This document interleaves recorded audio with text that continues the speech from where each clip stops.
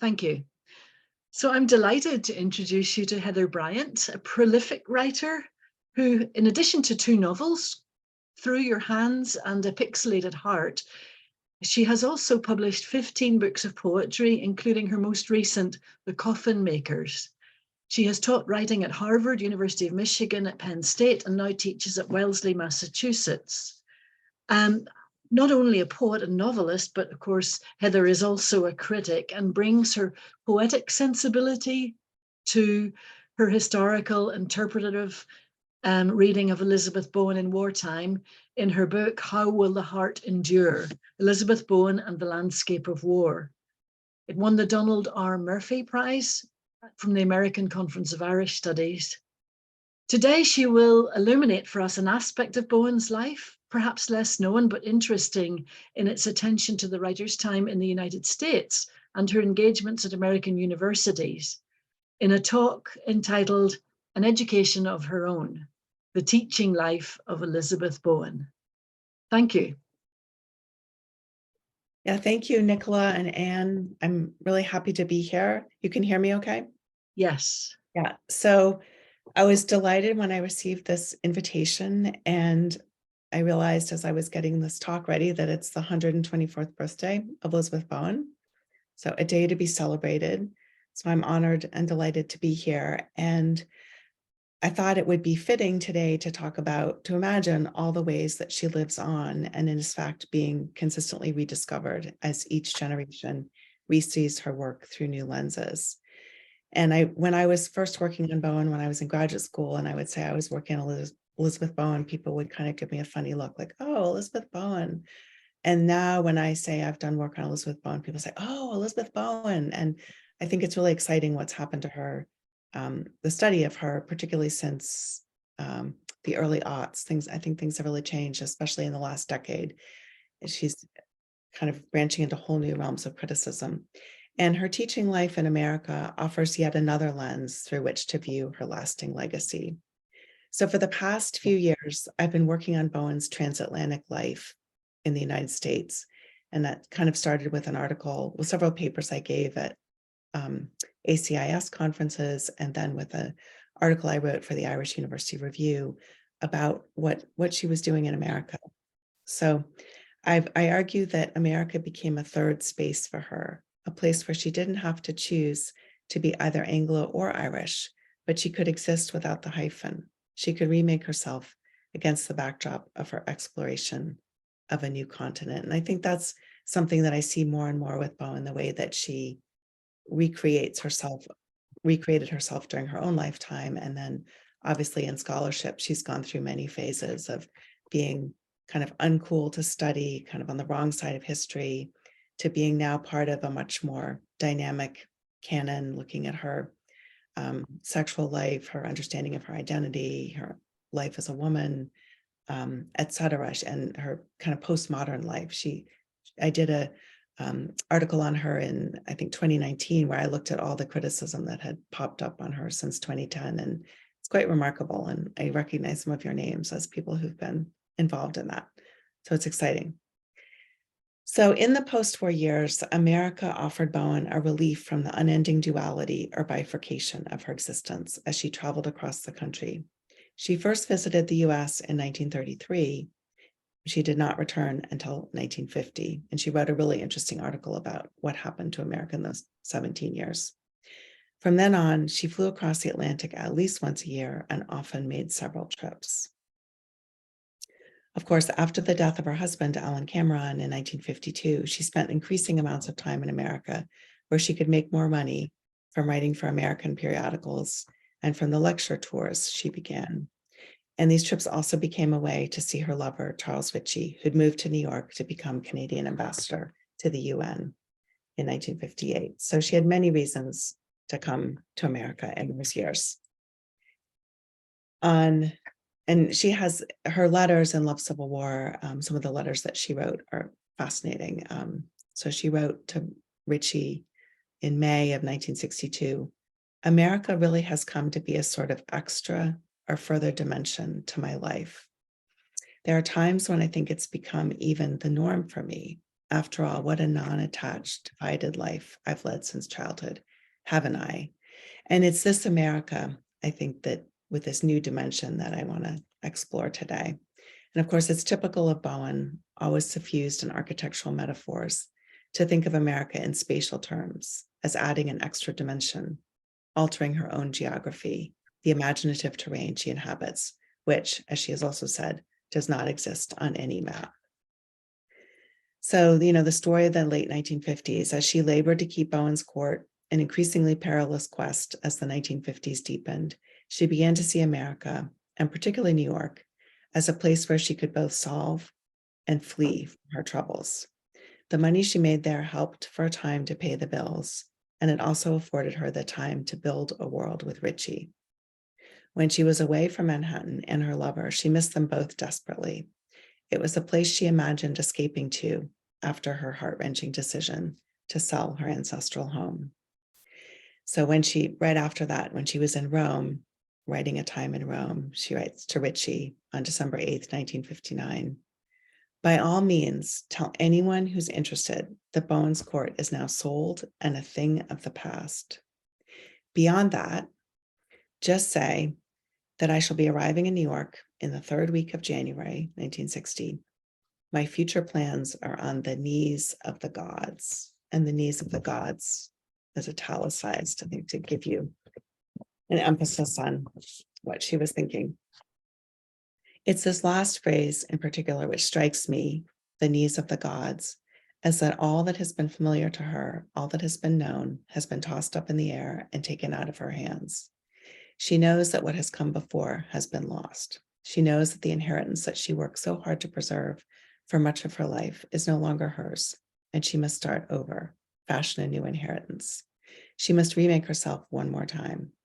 And it was to the new setting of America she turned to play out her new life, where she looked to see what the gods had in store for her. And Alan Hepburn has done a lot of interesting work on her time in America as well. And he noted that she spent a tremendous amount of time traveling and making connections as she lectured across the country. He found some bus tickets from trips she'd taken, and she was kind of frantically traveling across the country.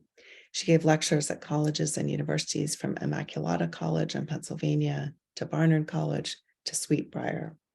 Everywhere she went, she encountered packed auditoriums.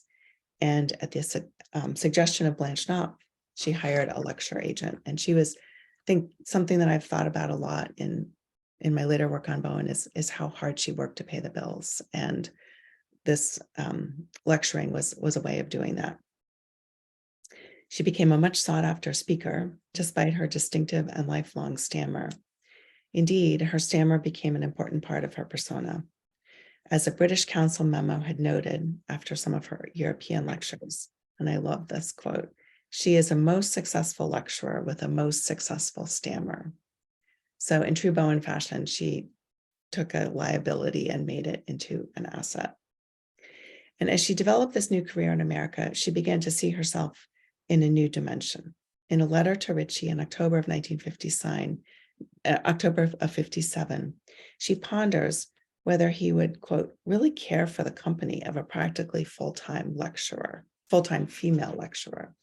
So you can see her kind of reshaping who she is and looking to Richie to maybe approve it or reassure her. She, was caught in that lifelong tension that so many writers are between doing the work that paid the bills and also doing the writing that she loved. So this theoretical question prompts us to consider the way she was beginning to see herself as she entered into the sphere of teaching on a new continent. So her very first teaching post in the US was at Bryn Mawr College in the fall of 1957. And one of the funny things about Bowen in my life is the way she's shown up through the course of my whole life in different ways. And it's funny because my daughter actually went to Bryn Mawr. And my daughter also went to another school that Bowen taught at. So we kind of joke. She's like, I didn't go there because Elizabeth Bowen taught there, but I was very happy to visit her there. So when I would visit my daughter there, I would imagine Bowen walking along the sweet grassy paths, retiring to her ornate chambers, taking tea in the grand Gothic hall, and sitting talking with students, their attention held on her as she blew smoke rings. the scene that the Charles Eisenstadt photograph captures. And that's the photograph that was up when you were all coming in. It's an amazing photograph. So Bowen came to Bryn Mawr as the recipient of the Lucy Martin Donnelly Fellowship, a prestigious fellowship which came without any teaching responsibilities. In a very real sense, this fellowship granted her a respite from her worries about Bowen's court by offering her a place to live, a place to find new perspectives, and proximity to Ritchie in New York, just a train ride away. So you can see why it was appealing to her. She was brought to Bryn Mawr by an amazing professor named Mary Catherine Woodworth, who was in the Bryn Mawr class of 1924 and a professor of English. She invited Bowen as part of her pantheon of distinguished writers who came to the college, and it's a remarkable list. And I'll just name you a few: E.E. Cummings, T.S. Eliot, Marianne Moore, Eudora Welty, William Faulkner, Ezra Pound, and V.S. Pritchett, among many others. It was a very long list. So that was her first stay. And I've been looking up, there are papers in the Bryn Mawr archives about her time there, which would love to go and see. I haven't seen them yet, but there's obviously some very interesting material there. Then the following year, Bowen accepted an invitation from the English department at the University of Wisconsin to be a writer in residence. And it's actually kind of funny because my daughter went right from Bryn Mawr to University of Wisconsin. No following Bowen, but that's just what happened. Bowen was particularly delighted with this fellowship because it paid well and also did not come with any teaching responsibilities. So just before she set out for the Midwest, she visited Ritchie in New York. From chilly Madison, she writes to him, lamenting how much she misses him. And she also reflects on what it's like to be in the Midwest. And it's kind of funny to think about Bowen in Madison, Wisconsin. But she said she found that the terrain grounded her words, because in the middle of this continent, both the East, New York, and Europe feel equally far away. And I thought that was really interesting, the way she's looking at the dynamism of the American space as a way of sort of reorienting herself to Ireland and to England.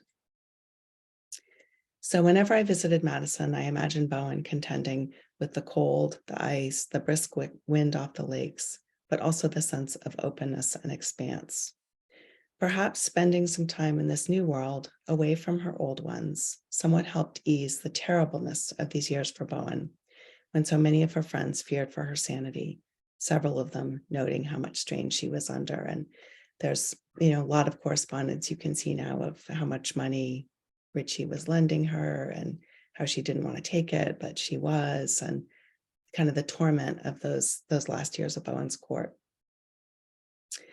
So after she did sell it, of course, she was freer to take on new responsibilities elsewhere. And in the winter of 1960, she was invited to be a visiting assistant professor at Vassar College.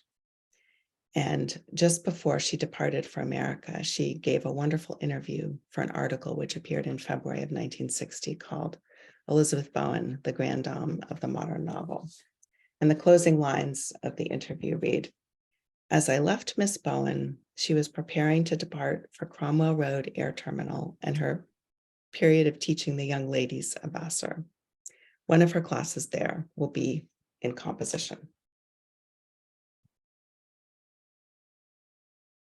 And I love this part.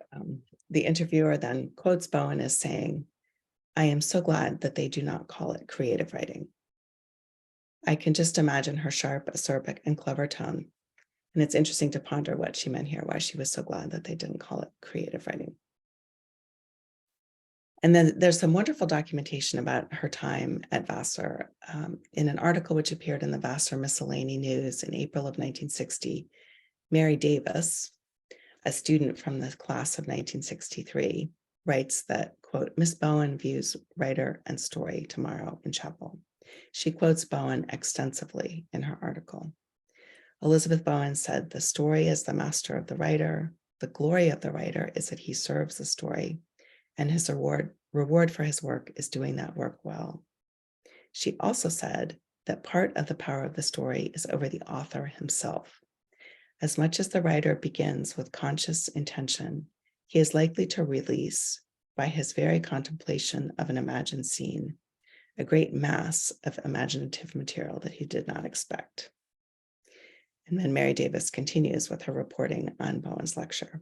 In her concluding remarks, Miss Bowen commented on how few are the great stories, those out of myth and the Bible, and stories such as Romeo and Juliet.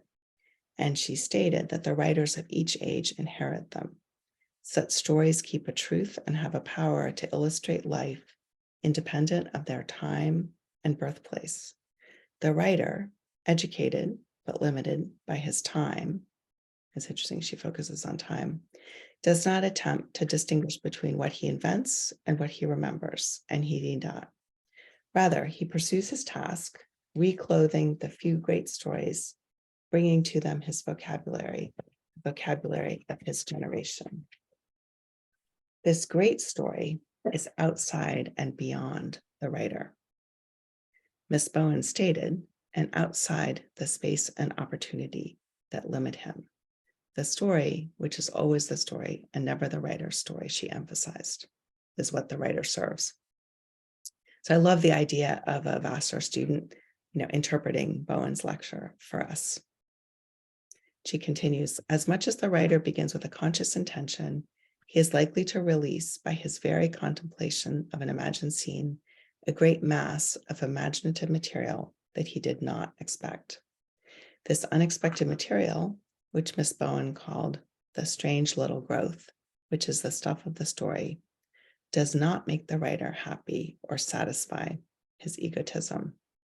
So I think so far from what I found that her time at Vassar, she was at Vassar for a semester, and there is more recounting of her time there. And I love this because we got kind of a mirror image of that was what one student reported on her lecture. And then Bowen actually, in an article I found for Glamour, talked about what she had learned at Vassar. So she wrote about the experience a few months later. She said, how much, she said, goes on in these buildings, exclamation point. These classrooms and halls and theaters, galleries, music rooms, and laboratories, that's all exclamation points. The campus is not a cloister. I have seen no attempts to shield it from the winds of reality, harsh as they sometimes blow. Late evening lectures on world developments, veiling problems, and current topics are thronged. Groups for debates and discussion flourish with ever-increasing membership. These students, like their brothers and sisters elsewhere, are seeking a synthesis. So I love this Bowen's kind of recapping of her time at Vassar, the aliveness of the place and the opportunities and what she was able to absorb and what she could see her students absorbing. So I love to imagine Bowen speaking at this chapel, standing tall at the podium with her excellent stammer, her excellent elocution, the students listening rapt, speaking of how the writer always serves the story, perhaps a belief that was deepening in her as she lectured about her imaginative process, refashioning her ideas for a future generation. And I think it's interesting to consider the point that Bowen was at in her life when she was doing this teaching, where she had already written, some of her major works, and they had been celebrated, and she was starting to think about what was going to be next for her, and also thinking about where she was going to be going with her own work. So she was really kind of imagining what her next steps were going to be. And I think that the whole story of her time of the 1950s and the 1960s, of traveling, of losing Ellen Cameron, of becoming more disconsolate after Charles Ritchie married, and of kind of losing her footing after she sold Bowen's Court, this teaching in America was a way of studying herself, was a way of saying, okay, I belong, I have something to do, I can do this here, I can meet new people, I matter, because I think that was really the conversation that seemed to be happening in her head as much as we can tell. So her final teaching position in the US was at Princeton in 1962, where she was invited as part of a grant from the Carnegie Corporation to bolster the creative arts program. And the idea was to allow talented undergraduates to work with professional writers. And sure a lot of you all know that that has continued to be a very strong and robust program that Paul Muldoon heads now. And while she was at Princeton, she worked very hard. Which she justified by saying she never worked well unless she was overworked. And I think there's something to that in the pattern of her life, that when she was more adrift, she had a harder time focusing on her writing. But when she was in a very compressed period of creation and she had obligations kind of bumping against her creative time, she was able to produce more. And she was very disciplined about keeping her mornings for writing and not appearing anywhere until the afternoon. And I think the pressure of these jobs, where she had to learn a lot of new things and meet a lot of different people, kept her focused in a way. And there's kind of a funny twist in a letter she wrote to Richie at one point, when this actually after she was a teacher at Princeton, but she was returning to visit friends that she'd made at that time. She said, writing to Richie to describe her arrival in Princeton, she notes, "I felt very like Ava Trout arriving in Cathay, showing yet another dimension to her American sojourn, the way the wall between the fictional and non-fictional universes was thinning." So as Bowen had to face the loss of what she thought she would never lose, the fact of her inheritance as it was embodied in Bowen's court, she turned to these new worlds, and these worlds of the American colleges and universities where she spent time in the 1950s and 60s provided her with a sense of a different sort of inheritance, that of being a teacher, of leaving her words with her students, of imparting what she'd come to know and to hold dear as a writer. And I think that obviously many of you who are here are teachers, and think there's something about teaching where you do feel that you're giving something, the sense, I don't mean this egotistically, but you're giving something to the future. You're looking ahead, you're teaching younger people. And I think there was something about that was very important to her at that moment when she had lost so much of the world she'd known. So these places offered her a rich intellectual life, a place to stay, a place to think, and a place to make new connections. And as Howard Moss has noted in his beautiful obituary for Bowen, she became close to at least 4 of her former students. In fact, she even brought one to see the land where her house had once stood. In this remarkable convergence of present and past, she fashioned a way forward for herself, a way to go on despite the harsh losses of the 1950s and 60s, a way to see another world opening, a new generation arriving. And it's interesting to think about what she would have been like as a teacher, imagining her teaching. And two things that came to mind as I tried to imagine that myself. One is Howard Moss's description about her, that she was one of those very rare people who create more life around them than is actually there, who heighten the momentousness of everything simply by appearing. And I think that on her birthday, that's something to think about is what she gave and why we're all still talking and writing and thinking about her. And then, as Ann Wilson noted in a January 1964 article about Bowen, he was struck by the quality of her attention, by the way she takes a scene in, by the way you were listened to. So I'm thinking that her students really were very lucky to have had the experience that they had with her. And in my mind's eye, I like to imagine her walking down a path around Rockefeller Hall at Bryn Mawr, standing in the chapel at Vassar, designed by Henry Hobson Richardson in its Norman Revival structure, standing on the terrace at the University of Wisconsin's Union, facing the lake, or taking tea at the Princeton Inn, making her own these new and unfamiliar American landscapes, drawing them on the map of the Bowen terrain, remaking her world yet one more time with her inimitable style, gathering up these landscapes and reinventing them as her own, and adding in that extra dimension that she spoke of in her original letter to Richie, indeed to her life. So, but it would be an apt way to celebrate Bowen today by thinking about her. And it's also, I'll just add that, since I teach at a historically women's college, one of the 7 sisters, it feels like I'm close to Bowen. She never came to Wellesley as far as I can tell, but I feel like she was close. So that makes me happy. So thank you all. I'm happy to take questions.